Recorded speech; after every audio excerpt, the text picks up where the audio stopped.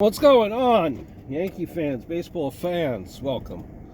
I was thinking, as the season has wrapped up here for Major League Baseball, there is a couple of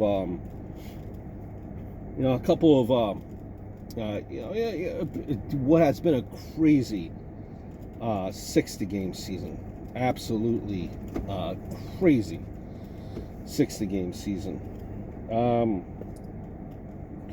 I think back to the Yankees, who going into the postseason, heavy favorites.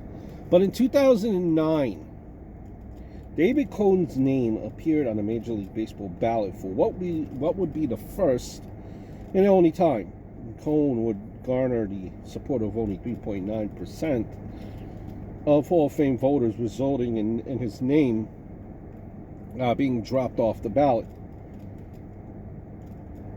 When looking back on it, Cohn deserved more consideration. And, it's very debatable. Very. Let me put it to you this way.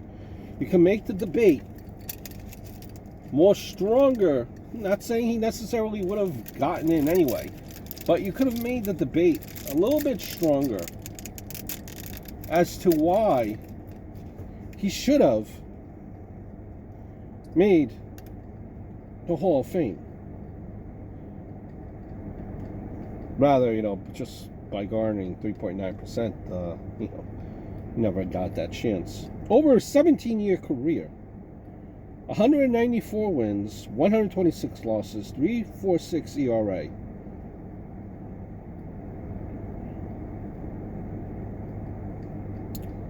Do the numbers jump off the page? No.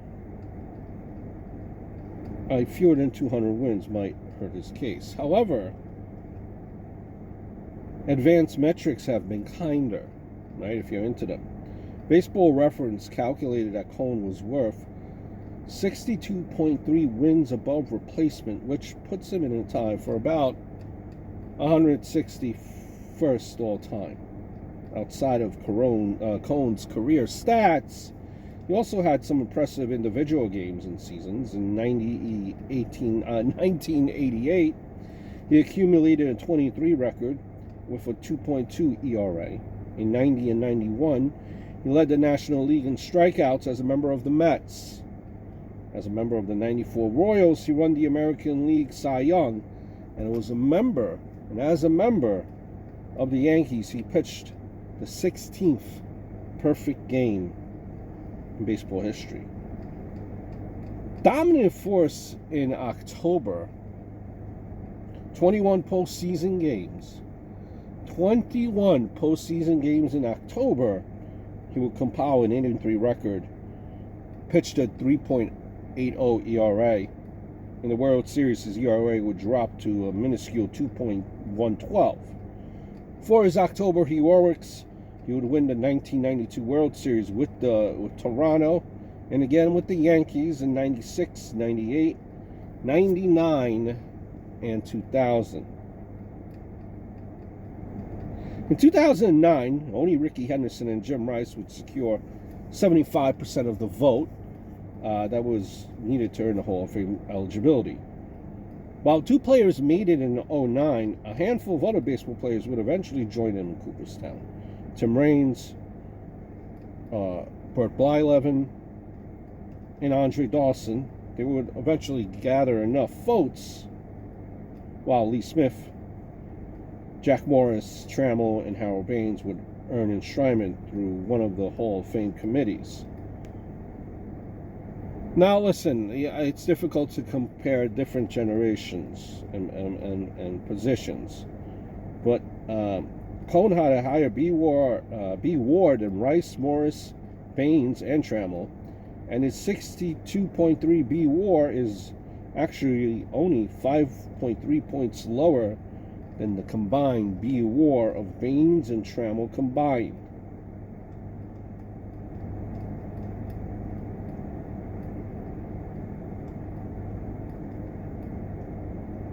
Listen, what I'm saying is, when I'm looking back David Cone was a dominant pitcher who deserved serious consideration for Hall of Fame. While you could argue that he was perhaps not quite a Hall of Famer, he should have been on the ballot for at least much longer than 1 year. That's what I'm saying. At his best, Cone was one of the legitimate aces during an era that significantly favored the batters. If Cone lasted 10 years before falling off the ballot, I would understand the argument, but it baffles me that he received only 21 votes, in which in 2009 was one fewer vote than Mark Race, who was nowhere statistically talented near the level that Cone was. That's all I'm saying. That's all I'm saying. Cone should have had a more serious run or more serious consideration than what he did. I hope all is well, and I look forward to speaking to you guys very, very soon.